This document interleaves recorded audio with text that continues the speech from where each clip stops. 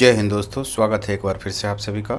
आज हम लोग चर्चा करेंगे एडिटोरिया करंट अफेयर्स वार्स की, जो कि करंट अफेयर्स का कंपाइलेशन है अप्रैल 2025 से मार्च 2026 तक का।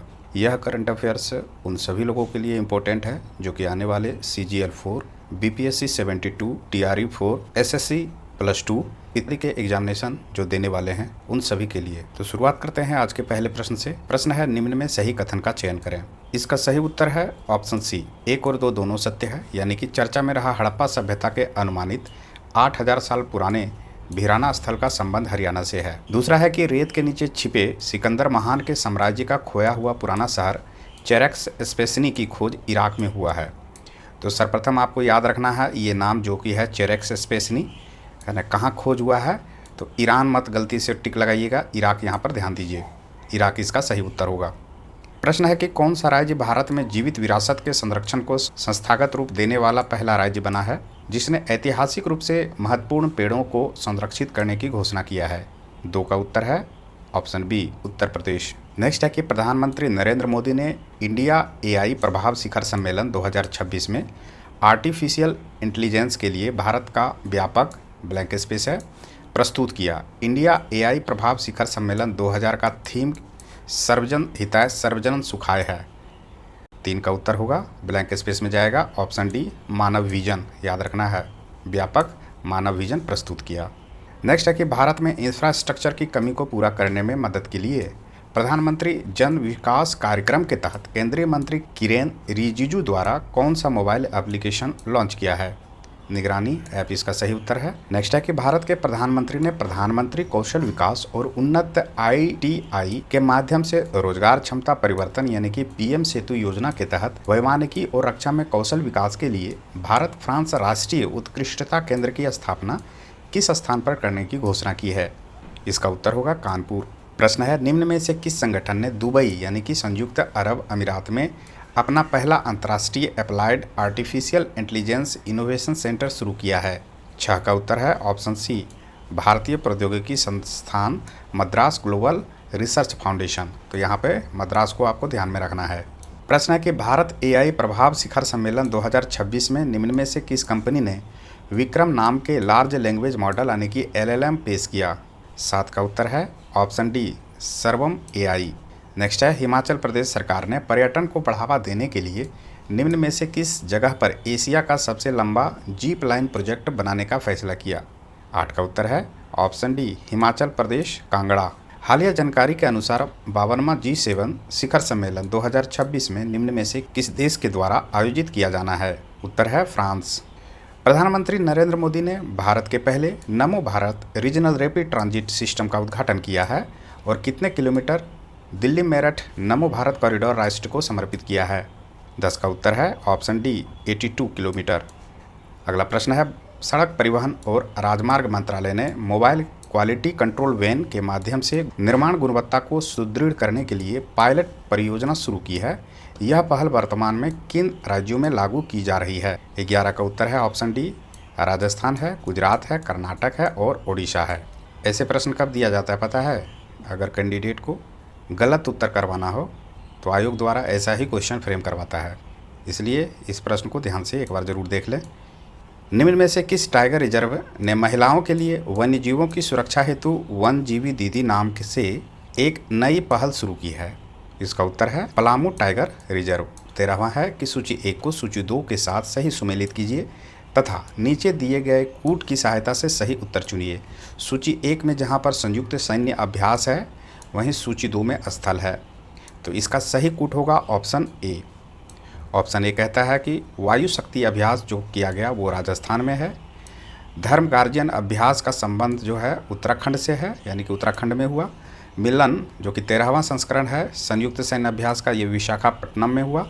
और वज्रघाट का अभ्यास जो है ये हुआ था पोखरण फील्ड फायरिंग रेंज में। बढ़ते हैं अगले प्रश्न की ओर। इस प्रश्न को देखें, निम्न में से सही कथन का चयन करें और कूट की सहायता से उत्तर दें। तो टेक्स्ट बुक में दिया गया उत्तर जो उपर्युक्त में सभी कह रहा है यह गलत है। इसका सही उत्तर होगा ऑप्शन सी, क्योंकि भारत बोधन एआई सम्मेलन जो है वो शिक्षा मंत्रालय के द्वारा प्रारंभ किया गया, ये सत्य है। शाही और बोध एआई फ्रेमवर्क की घोषणा स्वास्थ्य मंत्रालय के द्वारा शुरू किया गया, ये भी सत्य है। शाही का अर्थ होता है कि strategy for artificial intelligence in health care for India, और बोध का अर्थ है कि benchmarking open data platform for health AI. तो इस कारण से 1 और 3 सही है। वहीं सर्वम एआई भारत का अपना पहला एआई है जो कि भारतीय भाषाओं और दस्तावेजों में बेहतर प्रदर्शन, 22 भारतीय भाषाओं को समझने की क्षमता, जो विशेष रूप से भारतीय भाषाओं, बोलियों और संस्कृति संदर्भों के लिए स्वदेशी लार्ज लैंग्वेज मॉडल यानी कि LLM विकसित कर रहा है। तो इस कारण से ये ऑप्शन 2 जो है इस पर थोड़ा सा संदेह है, इस पर ध्यान रखें। चूँकि आंसर की में ऑप्शन डी दिया गया था इसलिए मैंने इसको एक्सप्लेन किया। नेक्स्ट है कि राष्ट्रीय इलेक्ट्रॉनिक्स एवं सूचना प्रौद्योगिकी संस्थान ने आंध्र प्रदेश सरकार के साथ भारत का पहला समर्पित क्वांटम और आर्टिफिशियल इंटेलिजेंस यूनिवर्सिटी कैंपस स्थापित करने के लिए एक समझौता ज्ञापन पर हस्ताक्षर किए हैं। यह निम्न में से किस स्थान पर स्थापित किया जाएगा? इसका उत्तर होगा अमरावती। प्रश्न है किस देश ने 1997 की एंटी क्राइम माइन प्रतिबंध संधि ओटावा सम्मेलन से आधिकारिक रूप से हटने की घोषणा की है? 16 का उत्तर है ऑप्शन डी पोलैंड। प्रश्न है भारत का पहला सोयाबीन महोत्सव निम्न में से किस राज्य में आयोजित किया गया था? 17 का उत्तर है ऑप्शन सी नागालैंड। प्रश्न है केंद्रीय मंत्रिमंडल ने संविधान के अनुच्छेद 3 के तहत केरल राज्य का नाम बदलकर निम्न में क्या करने के प्रस्ताव को मंजूरी दी है? 18 का उत्तर है सी केरलम। नेक्स्ट है कि केंद्रीय मंत्री डॉक्टर जितेंद्र सिंह ने पूरे भारत में विकसित जैव प्रौद्योगिकी उत्पादों का एक व्यापक खोज योग्य डेटाबेस बनाने के लिए एक आर्टिफिशियल इंटेलिजेंस यानी कि AI संचालित बायोटेक उत्पाद डेटा पोर्टल लॉन्च किया है। इस पोर्टल का नाम क्या है? उत्तर होगा सुजविका। नेक्स्ट है निम्न में किस देश ने HIV की रोकथाम के लिए एक नई दीर्घ अवधि तक प्रभावी इंजेक्शन योग्य दवा लेनाकापावीर का उपयोग शुरू किया है, और ऐसा करने वाला वह दुनिया का पहला देश बन गया है? ये VVI क्वेश्चन है। एक तो HIV जैसे खतरनाक बीमारी और दूसरा है ये दुनिया का पहला, है ना, तो इस कारण से ये इम्पोर्टेंट है। तो 20 का उत्तर होगा ऑप्शन ए जिम्बाब्वे। प्रश्न है विश्व वन्य जीवन कोष WWF इंडिया ने निम्न में से किस राज्य के लिए पहला जैव विविधता और सांस्कृतिक विशेषताओं का मानचित्र तैयार किया है, जिसमें पक्षियों, स्तनधारियों, सरीसृपों, समुद्री जीव, मैंग्रोव और कीट जैसे प्रजातियों को शामिल किया है? इसका सही उत्तर होगा ऑप्शन सी गोवा। नेक्स्ट है कि खुर्रम शहर 4 जिसे खैबर के नाम से भी जाना जाता है, एक तरल ईंधन चालित मध्यम दूरी की बैलिस्टिक मिसाइल है। यह निम्न में से किस देश से संबंधित है? इसका उत्तर होगा ईरान। प्रश्न है किसने स्मार्टर देन द स्टॉर्म शीर्षक वाली एक पुस्तक प्रकाशन की घोषणा की है? इसका उत्तर होगा अमिताभ कांत। प्रश्न है किस संस्थान के शोधकर्ताओं ने पृथ्वी के मेंटल के भीतर होने वाले दुर्लभ गहरे फोकस वाले भूकंपों का पहला वैश्विक मानचित्र विकसित किया है, जो उसकी उत्पत्ति और भूमिगत भूगतिकी के बारे में नई समझ प्रदान करता है? उत्तर होगा स्टैनफोर्ड विश्वविद्यालय। प्रश्न है किस राज्य सरकार ने 2025-26 के लिए अपना पहला आर्थिक सर्वेक्षण प्रस्तुत किया है, जिसमें केंद्र सरकार की प्रथा का अनुसरण करते हुए राज्य के समग्र आर्थिक प्रदर्शन, राजकोषीय स्वास्थ्य और क्षेत्रवार प्रगति का डेटा आधारित विवरण प्रदान किया गया है? 25 का उत्तर है option A Uttar Pradesh. Next है कि निम्न में से नव उद्घाटित परिसर को आधिकारिक रूप से ब्लैंक स्पेस है नाम दिया गया है, जिसमें प्रधानमंत्री कार्यालय के साथ साथ राष्ट्रीय सुरक्षा परिषद सचिवालय और कैबिनेट सचिवालय को समायोजित किया गया है? 26 का उत्तर है ऑप्शन ए सेवा तीर्थ। हालांकि ये प्रश्न प्रीवियस सेट में भी था। अगला प्रश्न है कि भारत का पहला समर्पित ग्लास म्यूजियम जिसका उद्देश्य कांच उद्योग के ऐतिहासिक विकास, शिल्पकला और औद्योगिक महत्व को प्रदर्शित करना है, निम्न में से किस शहर में विकसित किया जा रहा है? 27 का उत्तर है ऑप्शन ए फिरोजाबाद। हाल ही में स्वीकृत PM राहत योजना सड़क दुर्घटना के प्रत्येक पीड़ित को दुर्घटना की तारीख से अधिकतम कितने दिनों की अवधि के लिए 1.5 लाख तक का कैशलेस चिकित्सा उपचार प्रदान करती है? 28 का उत्तर है ऑप्शन डी 7, यानी कि अधिकतम 7 दिनों की अवधि के लिए 1.5 लाख तक का कैशलेस चिकित्सा का उपचार प्रदान किया जा रहा है PM राहत सड़क योजना और सड़क दुर्घटना के तहत। भारतीय वायुसेना के साथ समन्वय में विकसित किया गया डुअल यूज इंफ्रास्ट्रक्चर पूर्वोत्तर की पहली आपातकालीन लैंडिंग सुविधा का उद्घाटन किस राज्य में किया गया है? तो 29 का उत्तर होगा ऑप्शन ए असम में। प्रश्न है, आर्थिक मामलों की कैबिनेट समिति ने भारत की पहली जलमग्न सड़क सह रेल सुरंग परियोजना को मंजूरी दी है, जिसमें ब्रह्मपुत्र नदी के नीचे 15.79 किलोमीटर लंबी सुरंग शामिल है। निम्न में किस राज्य में निर्मित की जाएगी? उत्तर होगा असम। प्रश्न है, कंप्यूटर वैज्ञानिकों को मार्गदर्शन देने के लिए प्रसिद्ध डेविड जे फार्बर का निधन हो गया। उन्हें व्यापक रूप से निम्न में किस नाम से जाना जाता था? उत्तर होगा इंटरनेट के पितामह। नाम एक बार पुनः देख लें, डेविड जे फार्बर। प्रश्न है कि चीकी लिपि, जिससे शताब्दी समारोह का उद्घाटन हाल ही में भारत के राष्ट्रपति द्वारा किया गया था, जिसमें संथाली ध्वनियों का विशेष रूप से प्रतिनिधित्व करने के लिए बनाए गए हैं, को मूल रूप से किसके द्वारा विकसित किया गया था? 32 का उत्तर है ऑप्शन ए पंडित रघुराम मुर्मू के द्वारा। तो रघुराम मुर्मू का नाम आप याद रखें। नेक्स्ट है कि किस राज्य के मंत्रिमंडल ने उन्नत उद्योगों में उपयोग होने वाले कार्बन आधारित ग्राफीन के अनुसंधान, विकास और उत्पादन के लिए राज्यों को एक वैश्विक केंद्र के रूप में स्थापित करने हेतु भारत की पहली व्यापक ग्राफीन नीति को मंजूरी दी है? 33 का उत्तर है ऑप्शन डी केरल। प्रश्न है, निम्न में से किसे BBC India sports women of the year award 2025 से सम्मानित किया गया है? 34 का उत्तर है option A Smriti Mandhana. Association for democratic reforms की रिपोर्ट के अनुसार किसे पॉलिटिकल पार्टियों ने इलेक्टोरल ट्रस्ट से सर्वाधिक डोनेशन किस पार्टी को मिला है? 35 का उत्तर है भारतीय जनता पार्टी। नेक्स्ट है कि केंद्रीय कैबिनेट ने अर्बन चैलेंज फंड यानी कि यूसीएफ के लिए कितना बजट मंजूर किया है? उत्तर होगा option B 1 lakh crore. Next है G4 ग्रुप, जिसमें भारत है, जर्मनी है, जापान है और ब्राज़ील है, की बैठक कहाँ हुई? 37 का उत्तर है ऑप्शन ए जर्मनी में हुई है G4 ग्रुप की बैठक। कौन कौन से कंट्री हैं? तो ये कंट्री आप याद रखें। पहला स्वदेशी कैडेट ट्रेनिंग शिप कृष्णा कहाँ लॉन्च किया गया है? तो इसका सही उत्तर होगा ऑप्शन सी तमिलनाडु। नेक्स्ट है, राष्ट्रीय ग्रीन न्यायाधिकरण ने 81,000 करोड़ के ग्रेट निकोबार प्रोजेक्ट को मंजूरी दी है। ग्रेट निकोबार किस स्टेट के पास है? तो याद रखना है मलक्का स्टेट के पास है ग्रेट निकोबार। किस देश के पूर्व राष्ट्रपति यून सून एयोल को उम्र कैद की सज़ा सुनाई गई है? इसका उत्तर होगा दक्षिण कोरिया। प्रश्न है कि शीतकालीन ओलंपिक 2026 में पदक तालिका में शीर्ष स्थान किसने हासिल किया है? इसका उत्तर होगा नॉर्वे। नेक्स्ट है कि निम्न में सही कथन का चयन करें। ऑप्शन सी 1 और 2 दोनों सत्य है, जहां पहला कहता है कि 356 मैचों के साथ महिला इंटरनेशनल क्रिकेट में सबसे ज़्यादा मैच खेलने की उपलब्धि हरमनप्रीत कौर ने हासिल की है। दूसरा है कि 700 T20 विकेट लेने वाले दुनिया के पहले गेंदबाज राशिद खान बने हैं। तो इस प्रकार से पहला और दूसरा दोनों मूल रूप से सत्य है। प्रश्न है कि आरबीआई ने देश का दूसरा सुरक्षित डेटा सेंटर कहां लॉन्च किया है? 43 का उत्तर है ऑप्शन डी ओडिशा में। प्रश्न है कि टाटा एडवांस सिस्टम लिमिटेड ने एयरबस H125 के लिए भारत की पहली निजी क्षेत्र की हेलीकॉप्टर फाइनल असेंबली लाइन का उद्घाटन निम्न में किस स्थान पर की है? 44 का उत्तर है ऑप्शन ए बेमागल, जो कि कर्नाटक में है। नेक्स्ट क्वेश्चन है, रॉब जेटन किस देश के सबसे कम उम्र के और पहले खुले तौर पर प्रधानमंत्री चुने गए हैं? उत्तर होगा नीदरलैंड। रॉब जेटन याद रखना है, नाम है, नीदरलैंड के प्रधानमंत्री बने हैं। नेक्स्ट है कि प्रधानमंत्री मोदी को किस देश की पार्लियामेंट के सबसे बड़े सम्मान speaker of the nation medal से सम्मानित किया गया है? ये VVI क्वेश्चन है, तो इसका सही उत्तर होगा ऑप्शन ए इजराइल। हाल ही में प्रधानमंत्री मोदी इजराइल का दौरा किया था, वहीं पर उन्हें यह सम्मान दिया गया है। नेक्स्ट है कि चर्चा में रहे ऑपरेशन गजब लील हक का संबंध किससे है? 47 का उत्तर है ऑप्शन ए अफगानिस्तान और पाकिस्तान से।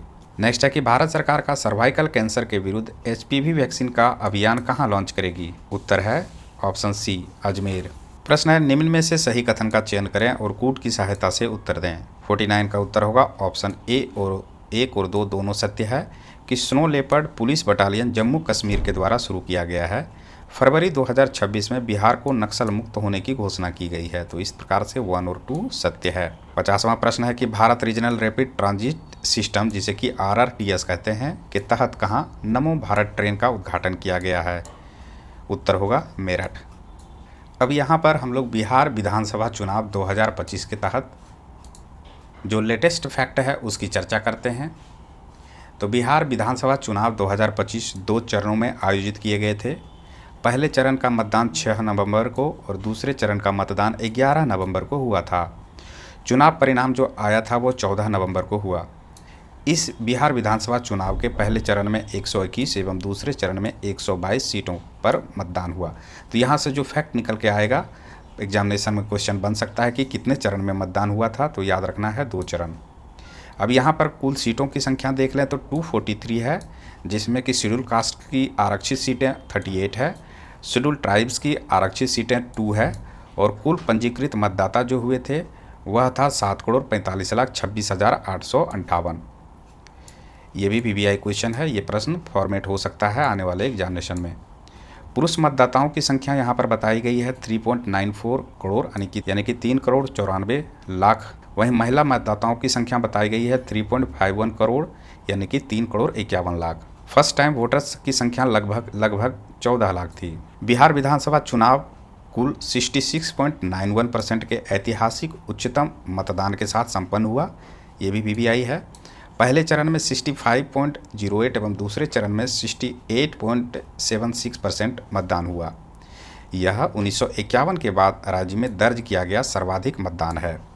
पुरुष मतदाताओं की संख्या अगर देखें तो 62.8% था।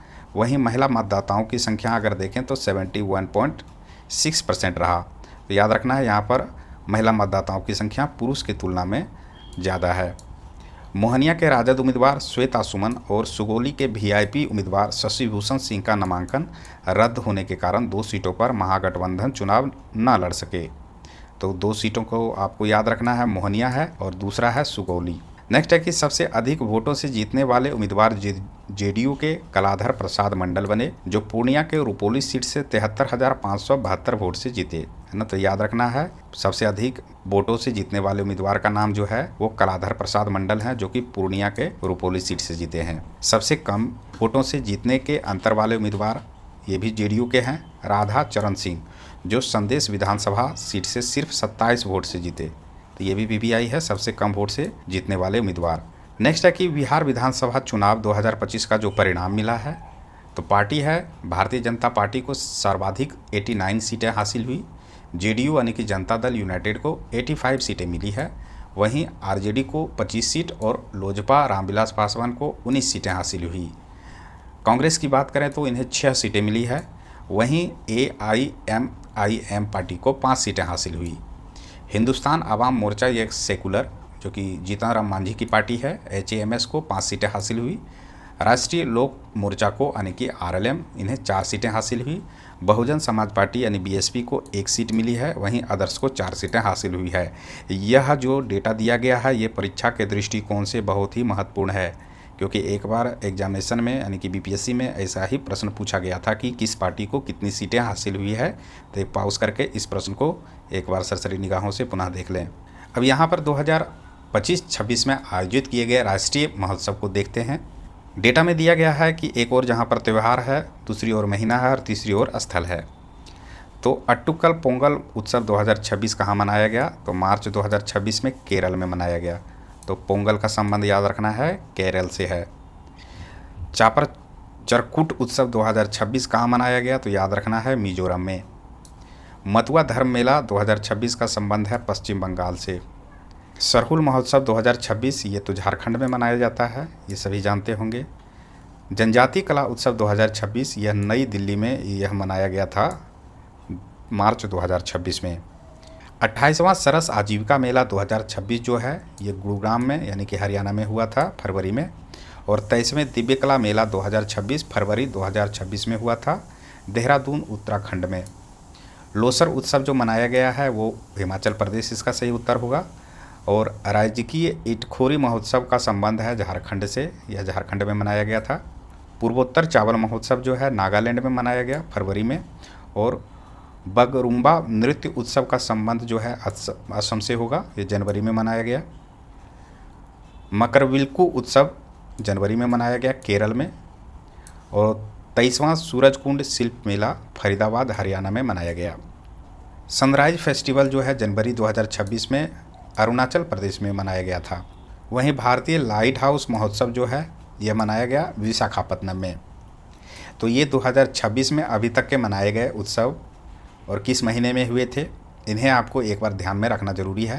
हालांकि डेटा काफ़ी लंबा है तो उतने पुराने डेटा तो पूछ नहीं सकता है एग्जामिनेशन में, लेकिन अगर आप देखना चाहते हैं तो ये पॉज करके पुनः एक बार देख लें। चूँकि यह अप्रैल 2025 से दिया गया है, मैंने यहाँ पर सिर्फ जो लेटेस्ट जनवरी से लेकर के अभी तक का जो महोत्सव या त्यौहार मनाया गया है उसकी चर्चा किया हूँ। तो ये था अभी तक के वीडियो में। आशा करता हूँ कि ये वीडियो आपके लिए उपयोगी लगा होगा। कृपया वीडियो को लाइक करें और चैनल को सब्सक्राइब नहीं किए तो सब्सक्राइब अवश्य करें। मिलते हैं नेक्स्ट क्लास में, तब तक के लिए धन्यवाद।